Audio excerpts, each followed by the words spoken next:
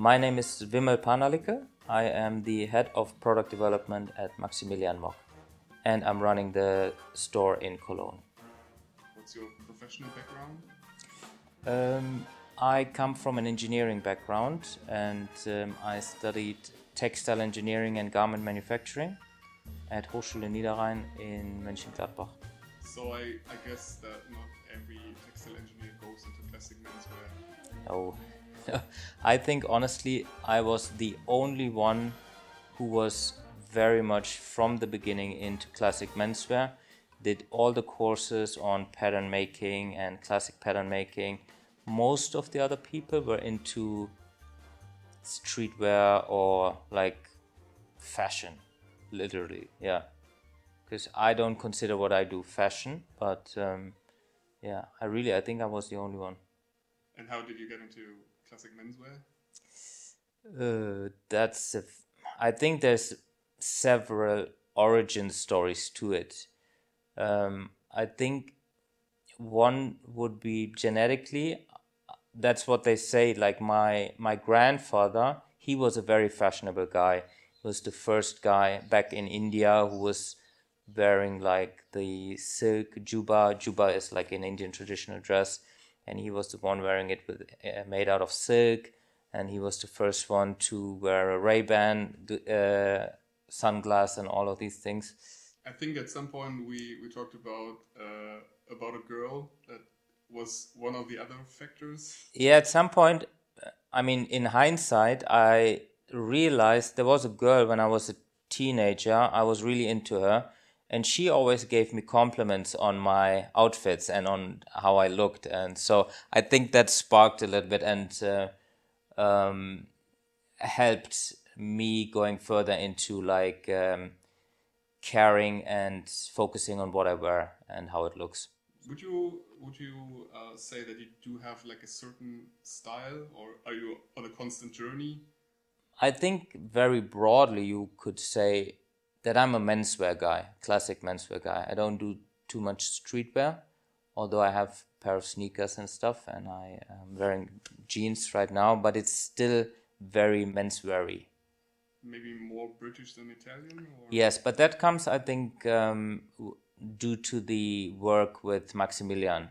So Maximilian had a huge influence on me when it comes to my style within the menswear. Because, I don't know, I could have gone to an Italian style, but I think since I met Max, I really got fond of the British way of tailoring and styling, like the shoulders, the high armholes, and those kind of things, yeah. Is there like a certain piece that you very much love in terms of the British style of doing things? Maybe even a signature piece that is Vimal? Yeah, when it comes to a favorite piece, I pretty much like all of my suits, but it's a very sad story. Like I lost so much weight in the last couple of months. I've been working out a lot and following a different kind of diet. So most of my suits, they don't fit me anymore. So that's very frustrating, to be honest. But in general, when they fit, I like all of them.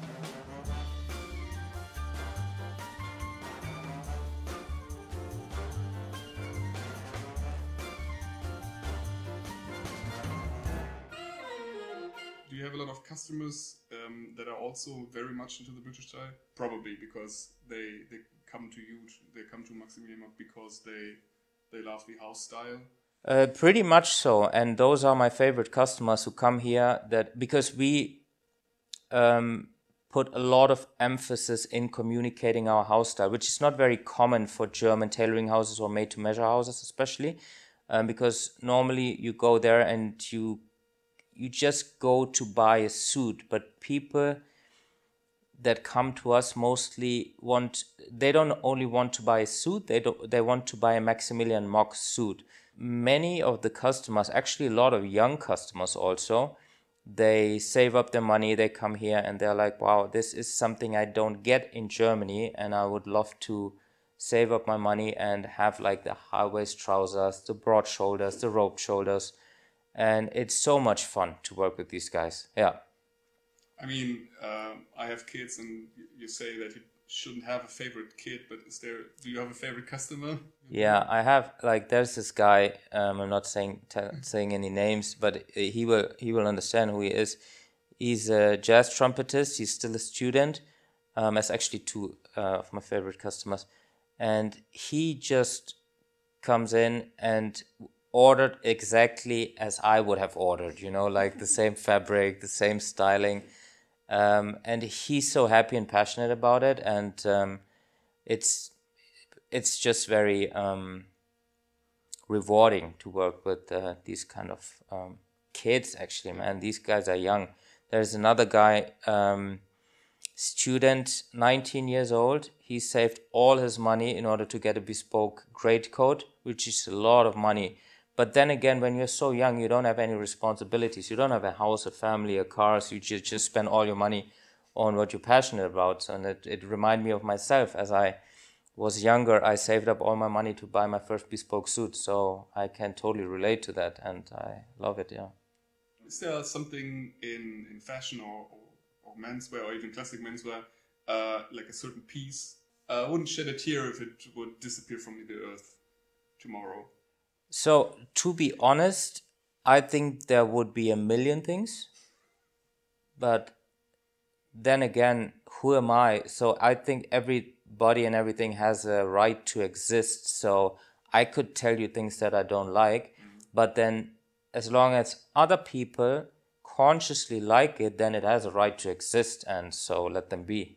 That's a very diplomatic answer. I like that. Let's maybe talk briefly about the future of classic menswear. I mean, you're in the business. How's it going? How was or is COVID? I think on the one hand, it won't change a lot because classic menswear is still a niche, and that's what we see at Pitti Uomo in Florence every time. Because when you're in the classic menswear scene and you're in Florence, then you think that's all there is. But the Pitti Uomo is so much grander and bigger, and like even when I was working at Zalando, we would go there. So classic menswear is always a niche.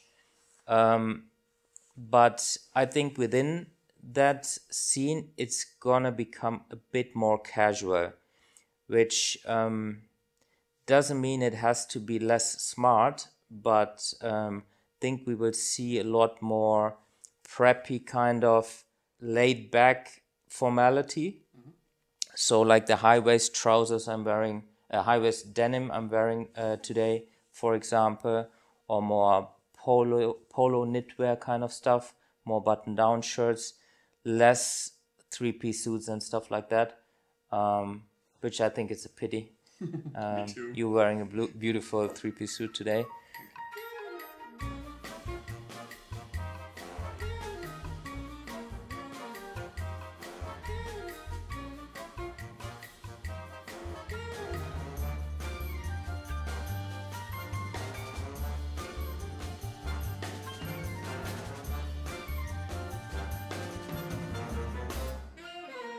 One of my unpopular opinions is that I think, even though I'm wearing a bespoke suit right now, I think bespoke in the classic menswear scene is very much overrated. And your Maximilian Mogg is mainly an MTM brand, right? So how do you deal with that? So we are mainly a made-to-measure brand. We like to call it high-end made-to-measure, but we also do bespoke. We work with the brilliant tailor Ricky Brockman together in England. And the bespoke greatcoat is made by him. So we do both.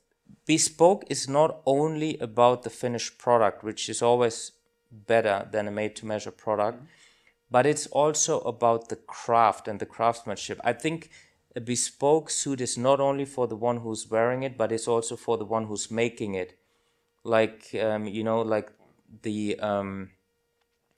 in the Japanese culture, there's a lot of emphasis on making things, and I think it's beautiful, and we need to have that. And it's, even if nobody would wear it, I think there should still be makers who make things.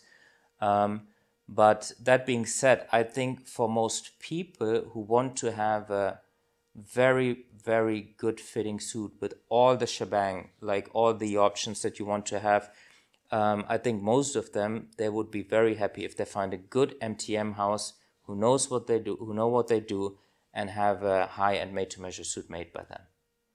If you are a made-to-measure house and you started off as a made-to-measure house like Maximilian and me, we were in our teens or 20s when we first had the experience of commissioning a bespoke suit and wearing a bespoke suit. That's a whole different ballpark. It feels different. It's more three-dimensional, and you want to mimic that in a good made-to-measure, and that's not possible with all the with every made-to-measure supplier. But the one we're working very close with them, and I've been there many times in the factory, and I think we come very close, especially with the parts that I told you about, like the rope shoulder, the ironing in the back, the high armholes and everything. Yeah. Well, then maybe finally, do you have an unpopular opinion in the context of classic menswear? Is there something that you think the mainstream disagrees with? Yeah, what comes right into my mind, for example, I'm wearing a black flannel jacket today, and black is supposed to be a color that you cannot wear in classic menswear, but I love it, man.